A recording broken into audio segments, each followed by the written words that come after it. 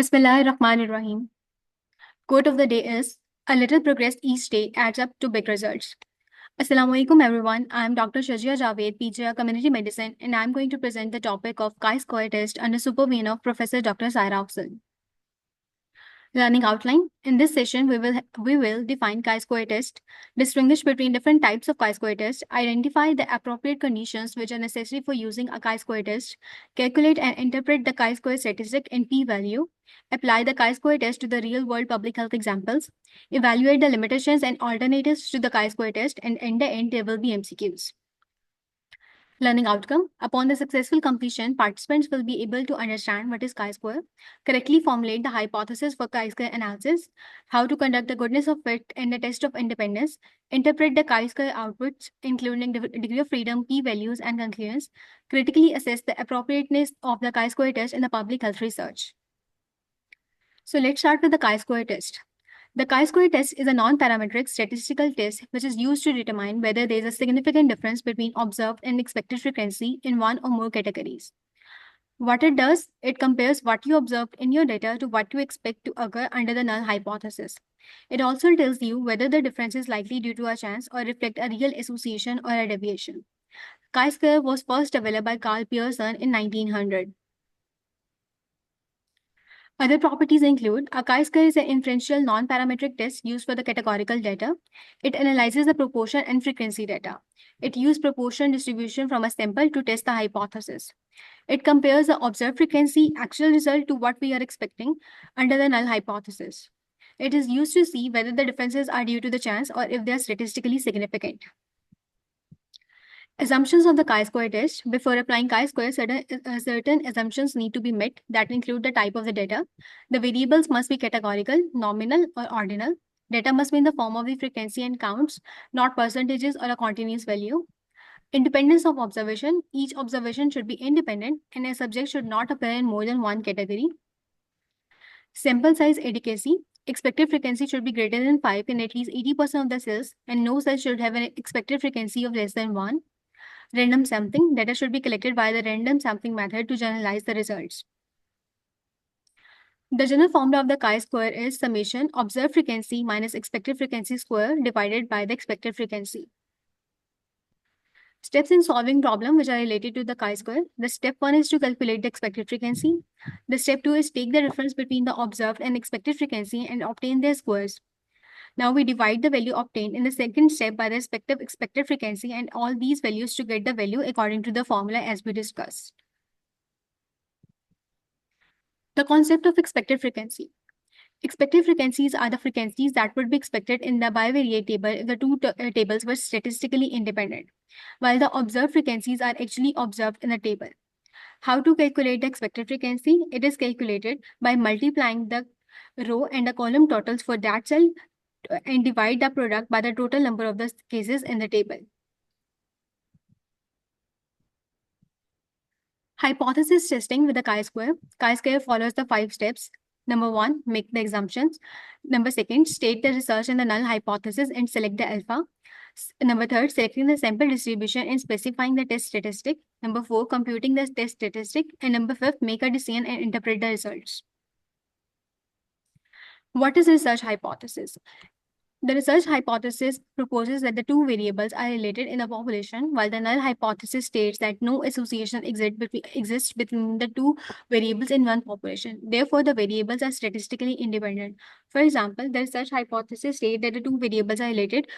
So we can say that the gender and the fear of walking alone at night are statistically dependent. And let's consider example of the null hypothesis, which state that there is no association between the two variables. So null hypothesis would be gender and the fear of walking alone at night are statistically independent. Chi-square table. A chi-square table is a reference chart which is used in hypothesis testing to determine whether to accept or reject the null hypothesis in the test. It lists the critical value of the chi-square distribution based upon the degree of the freedom and the level of the significance alpha, which is usually 0.05 or 0.01. If your test statistic is greater than the critical value, you reject the null hypothesis.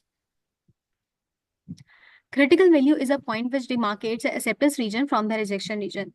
The area to the right of this is the critical value, and the area towards the right of the critical value is the rejection region, and the area towards the left is the acceptance region. Degree of freedom is another important concept in the chi-square test. It is the number of the values that are free to vary when estimating the statistical parameters. Why degree of freedom matters? Because it shapes the chi-square distribution, it affects the critical values and the p-values, and it also influences the statistical power. Chi-square test and their degree of freedom formula. For the different chi-square tests, we have different formulas. For the goodness of fit test, it is simply k minus 1 or n minus 1, where k is equal to the number of the categories. For the test of independence, it is number of the rows minus 1 and the number of the columns minus 1 and multiply it. For the test of homogeneity, it is same as the test of the independence. Chi-square distribution is a right-key distribution of the sum of the squared standard normal variables. Its key characteristics include it is a domain, it's only positive values which are greater than 0. The mean is equal to the degree of the freedom, and the skewness decreases with increasing the degree of the freedom.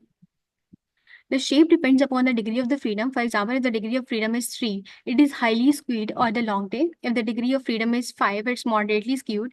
And if the degree of freedom is 10, it is near to the normal bell-shaped graph. How to use a chi-square distribution table to approximate the value of the p. The chi-square test calculate a test statistic based upon the difference between the observed and expected frequency in the contingency table. This is then used to calculate a value of the p. The value of the p quantifies the evidence against the null hypothesis, and decision is made on the whether the p value is less than the level of the significance, which is typically 0.05. Interpreting the value of p, if p is less than alpha, we reject the null hypothesis. There's a statistically significant association between the variables. But if p is greater than the value of alpha, we fail to reject the null hypothesis. That is, there is no statistical significant associations. Types of the chi-square test. Number 1, we have goodness of fit. It is a test if observed distribution fits the expected pattern. It compares the observed to expected distribution for one variable. Test of independence and a test of homogeneity. Test of independence checks if two variables are related or independent, while the test of homogeneity compares distribution across different populations.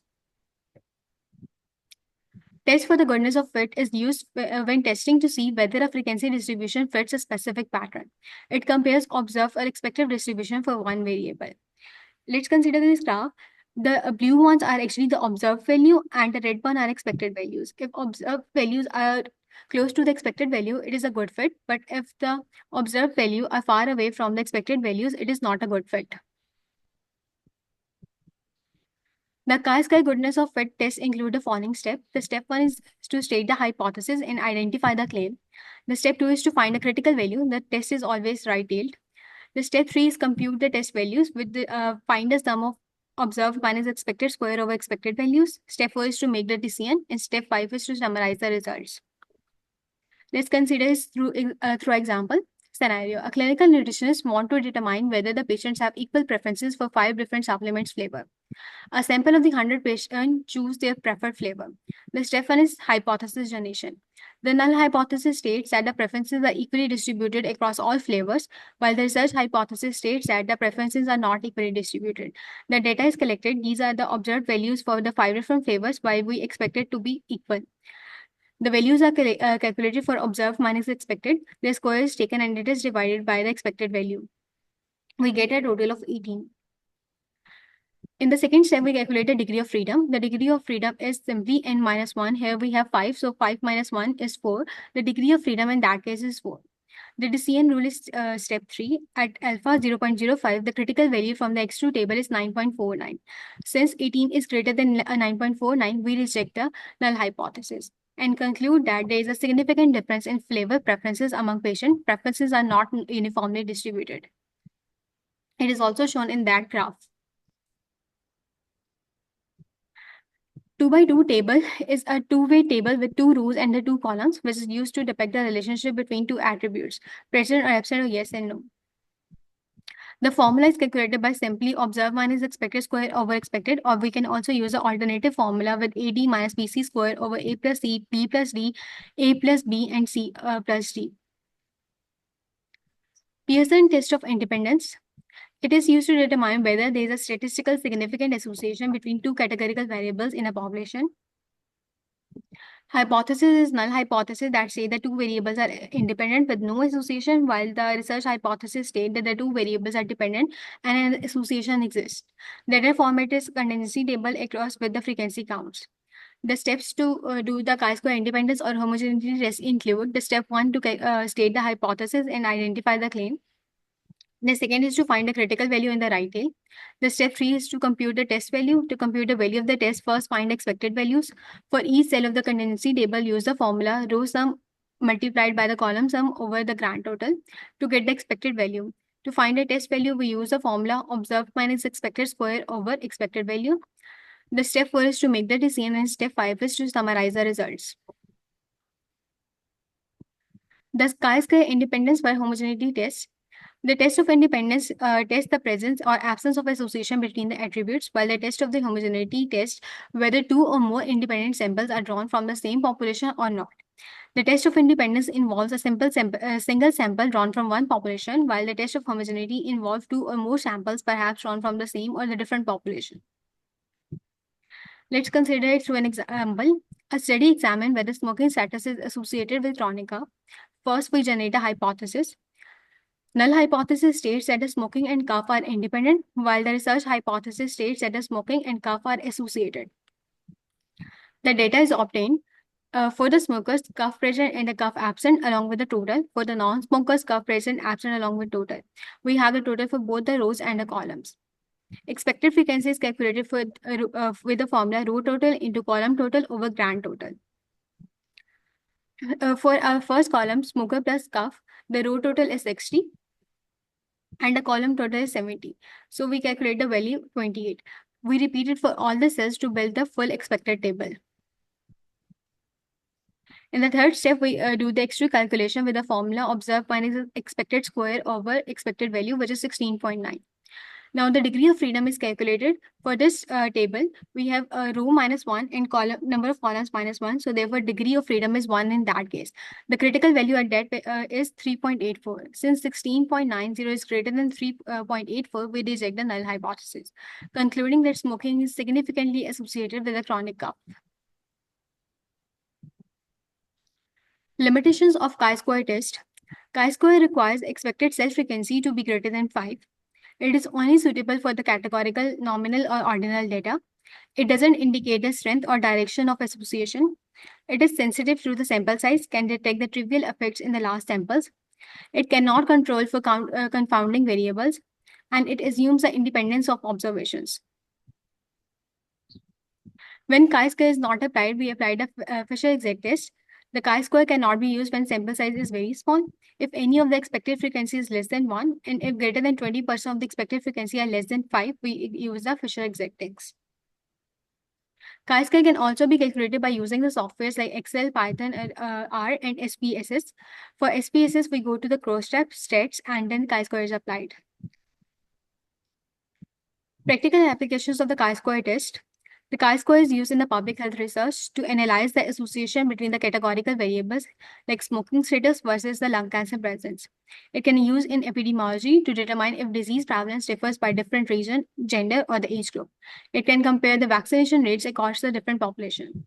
It is used for the survey analysis, like to test whether the survey responses follow the expected pattern, to assess the public health knowledge, attitudes, and behaviors across a demographic group, and it also used in genetics and the biomedical studies.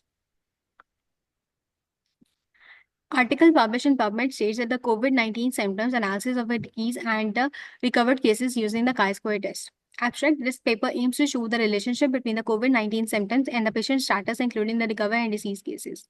The study uses different COVID-19 patients' information from the different countries, and the data set contain 174 patients, where 730 has recovered and 34 cases are disease. The chi-square is adopted with the asymptomatic significance level to show the strength of each symptoms on recovered and disease cases independently. The study found that the recovered cases are associated with different symptoms based upon the patient history, where the disease cases show that a high fever is not responsible for increasing the number of the disease cases. In addition, the use of the symptoms will not give the evidence of the patient's status, and therefore gender, age, and the reason of infection in the patient province are more determined in determining the status of the patients. Let's move towards MCQs. MCQs number 1. In a smoking cessation program, a researcher finds that more men quit smoking than expected. What does a significant chi-square indicate? Number A, it's a random variation. B, it's a strong positive correlation. C, The difference between the observed and expected counts. D. No difference between the groups. And E. Negative correlation. D.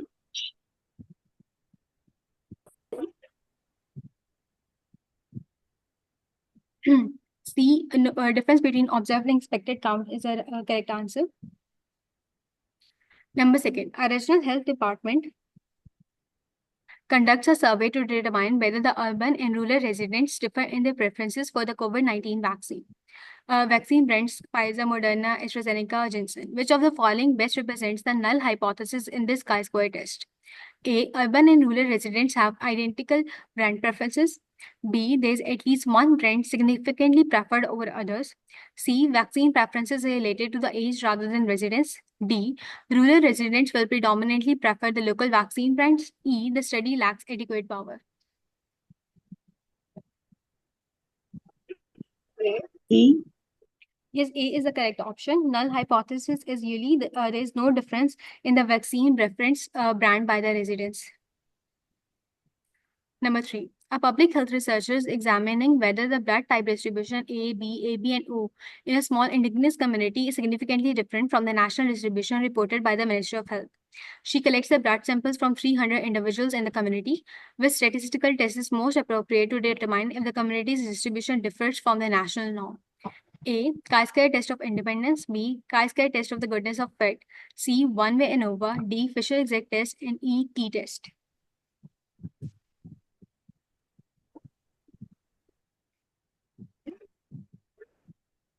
B. B is a correct option. Goodness of fit test is used when we have to compare the observed versus the expected distribution.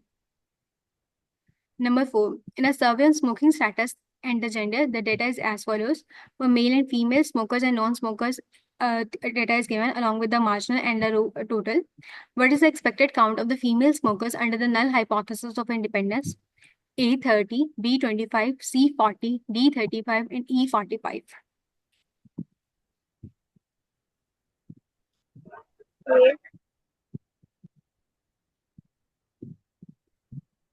Yes, A is the right option. Expected total count is calculated with the row total into column total divided by the grand total.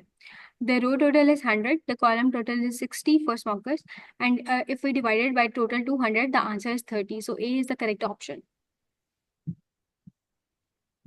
Number 5. In a rare disease study, the observed frequency of cases in a subgroup is very small. Which of the following situations would most likely violate the assumptions of the chi-square test?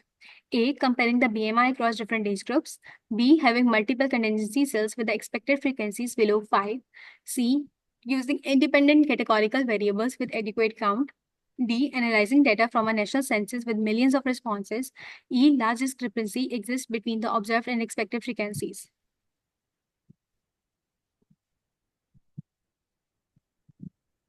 B. Yes, B is the correct option. Assumptions would be violated if expected frequencies are less than 5. So B is the correct option.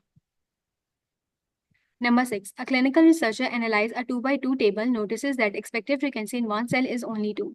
She recalls the chi-square test required the expected frequency to be greater than 5.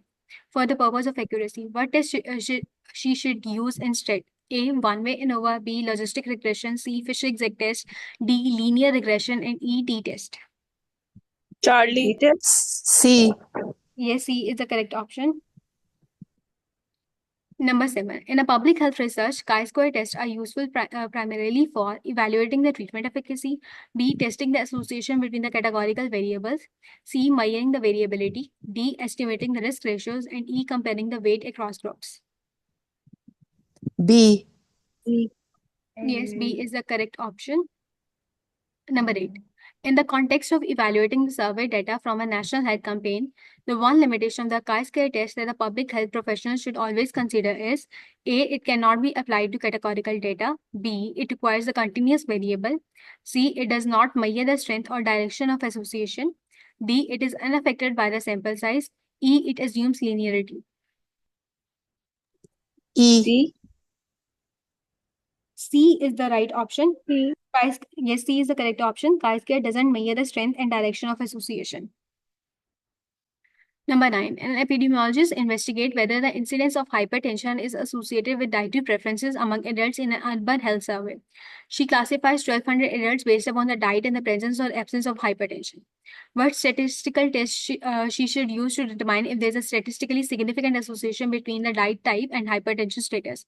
A. Independent sample t-test. B. Chi-square test of independence. C. Logistic regression. D. Repeated measures of ANOVA and E. range.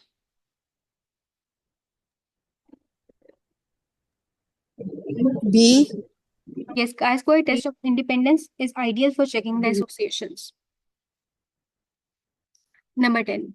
In the context of evaluating the survey data from a national health campaign, when a chi-square test is most appropriately used, if the data is continuous, B. Categorical, C. Ordinal, D. Ratio, and E. Mean. B. B. Categorical. B. B is the correct option. This is the key to the MCQs. The link to our YouTube channel where this presentation will be uploaded. Thank you.